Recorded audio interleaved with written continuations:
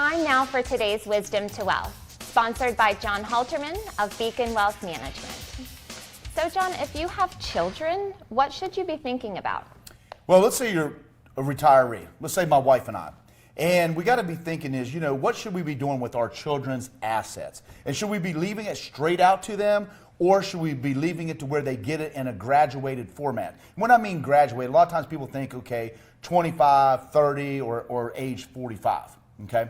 But the one thing I think is that, a lot of times people will say to me, well, I'll put it in a graduated format. But the reality of it is, I don't like either one.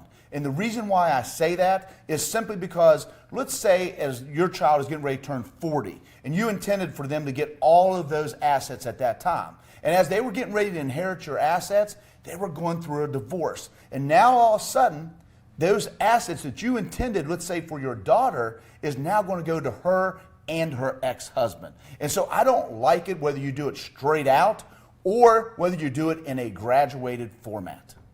Okay, so what would you recommend someone do?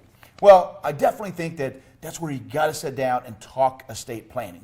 You got to sit down. Like myself personally, I don't want my kids to ever get a lump sum of my money no matter what age it is, simply because I don't want them to take the money I saved all my life and go out and say, wow, it's time to get that Ferrari.